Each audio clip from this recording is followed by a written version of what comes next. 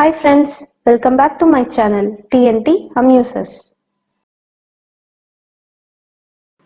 வணக்கம் ஃப்ரெண்ட்ஸ். இன்றைக்கி நம்ம குக்கிங் டைமில் ரொம்பவே ஈஸியான சுவையான ஒரு உருளைக்கிழங்கு வறுவல் எப்படி பண்ணலான்னு பார்க்கலாம் வாங்க. இந்த ரெசிபிக்கு முதல்ல ஒரு 5 மீடியம் சைஸு உருளைக்கிழங்கு எடுத்து நல்லா வாஷ் பண்ணி வச்சுக்கணும். அப்புறம் உருளைக்கிழங்கை எடுத்து இந்த மாதிரி நீல வாக்கில் கட் பண்ணிக்கணும். நம்ம இன்றைக்கி ரெசிபியில் உருளைக்கிழங்கு தோலோடு செய்ய போகிறோம். பிடிக்காதவங்க தோலை நீக்கிட்டு யூஸ் பண்ணிக்கலாம். இப்போது இந்த மாதிரி நீல வாக்கில் கொஞ்சம் தின்னமாக கட் பண்ணிக்கணும்.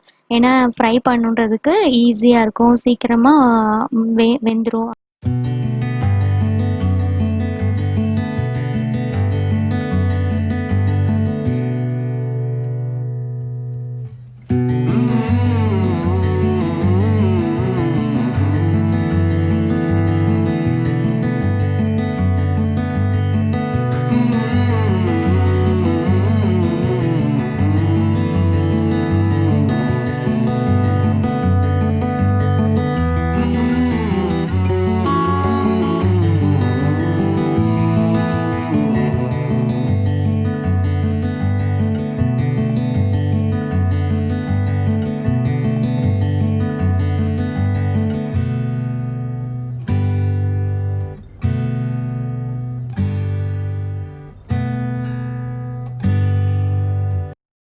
இந்த மாதிரி உருளைக்கிழங்க மொத்தமாக வாஷ் பண்ணி எடுத்ததுக்கு அப்புறமா நமக்கு தேவையான அளவு, அதாவது இப்போ எடுத்த உருளைக்கிழங்குக்கு ஒரு அரை ஸ்பூன் அளவு தூள் உப்பு போட்டு ஒரு 10லேருந்து 15 நிமிஷம் ஊற வச்சுட்டு அந்த தண்ணியை வடிகட்டி எடுத்து வச்சுக்கலாம்.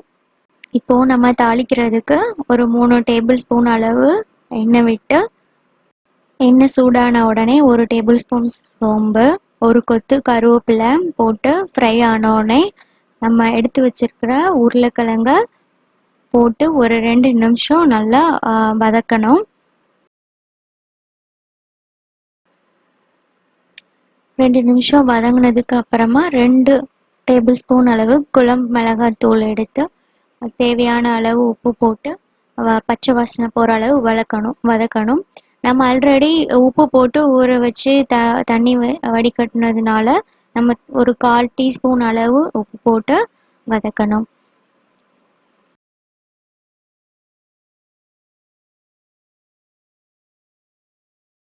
இடையில பாத்திரம் அடிப்பிடிக்காத மாதிரி நல்லா வதக்கி விடணும். அப்புறம் அடிப்பிடிக்கிற மாதிரி இருந்ததுன்னா தேவையான அளவு, அதாவது ஒரு அரை ஸ்பூன்லேருந்து 1 ஸ்பூன் அளவு எண்ணெய் விட்டு அந்த எண்ணெயிலேயே நல்லா வதக்கி எடுத்துடணும். உங்களுக்கு சூப்பரான சுவையான ஒரு சைட் டிஷ் ரெடி ஆயிரும். இதை தயிர் சாதம், எல்லா வெரைட்டி ரைஸ்க்கும் வச்சு சாப்பிட்லாம். வெறும் வெள்ளை சாதத்தில் கூட பிசைஞ்சு சாப்பிட்லாம். ரொம்ப டேஸ்ட்டாக இருக்கும். உங்களுக்கு பிடிச்சிருக்கோன்னு நம்புகிறேன். பிடிச்சிருந்தா ஷேர் பண்ணுங்கள், சப்ஸ்கிரைப் பண்ணுங்கள், லைக் பண்ணுங்கள்.